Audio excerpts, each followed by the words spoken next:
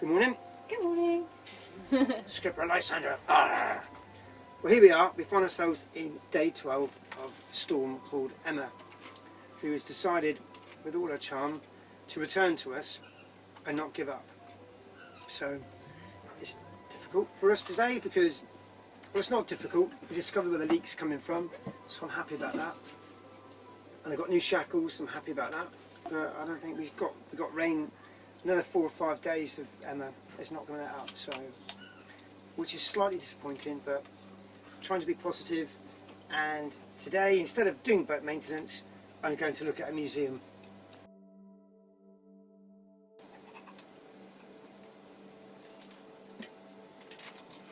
I've fallen in love with a little drum, okay, in the shop. It's a Meal double conga, right? And it's about 240 euros, something like that. He wanted a lot of money. I thought it's outrageous. They can't sell it. I had my name on it and my eye on it for some time now. And after my research last night, I decided, seeing it, it's actually very reasonably priced. It's that heavy. All those fails, we could chuck it over the side and use it as an anchor. Yeah.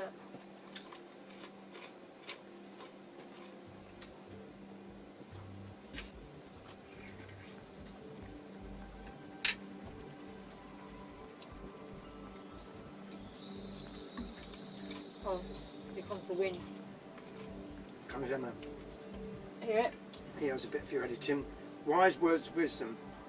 When you get the dream of buying the boat, don't. Just don't. Don't. I'll get away with you. You love every minute of it.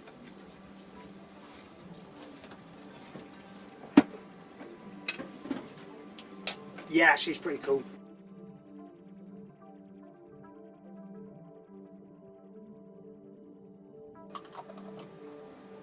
Wow, he snuffled them strawberries back in you. God, I'm so sorry. We left you free. No, it's not funny. It's nothing to laugh about. I've had all the oranges as well. Do you want some orange? Got Okay. loads of oranges. That's one thing we do have a load of is oranges. Portuguese oranges are just lovely.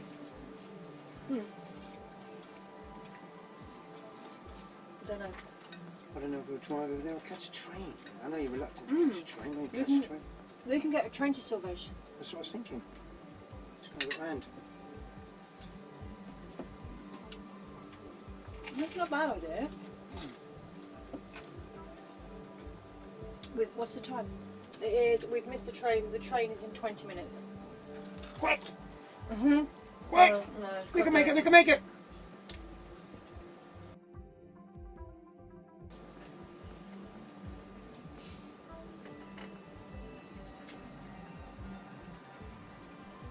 Marmalade on the floor. Fell off your beard. Jesus. What's a minute? Oh. I've had to grow this beard because Oh. Rebecca's into them. Pirate fetish she has. Now what's ended up. We started off growing the beard, now to buy a yacht. I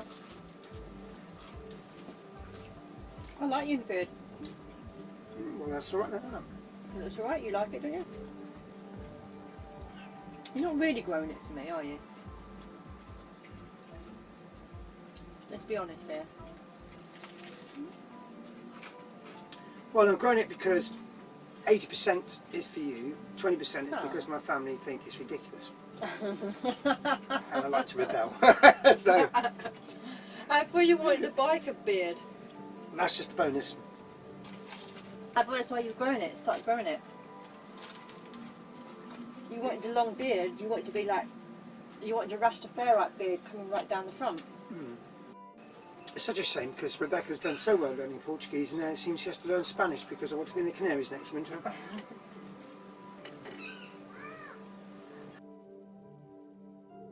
Okay, so let's have a recap. What's left to do? Well, we've done the anchor chain yesterday, and as I said before, that is a subject that one will really need to study because there's so many different ways of doing it. Yesterday I stabbed myself with my sewing needle while I was trying to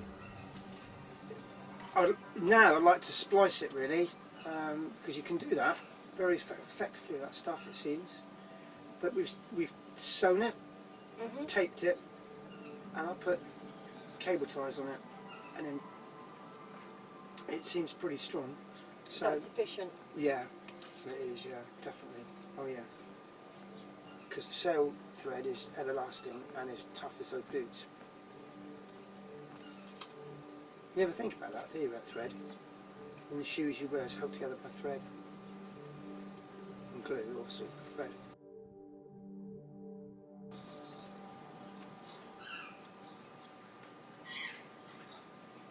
Well, it's not constant rain. Let's get a weather update report. Okay, here's a debate for you. Right, so since I was young, for everybody in the world, Okay, yeah, just checking. and you get involved with boats, you get the dream of like sailing across and chasing the golden mile, the sunset horizon, sailing away and using the wind and forgetting work and all the responsibilities and the bill paying and that's it really. And then so when you're back in like in North Devon and Instow and things, you think about Portugal and Spain and the Canaries and the Caribbean, and they're all the thing. So we are actually at the end of the first rainbow, Portugal. It's a beautiful country, Portugal. Lots of variation, lots in it. But this is something else. This is something else, because this is not what. So what I'm trying to say to you is that when you have your dream, okay,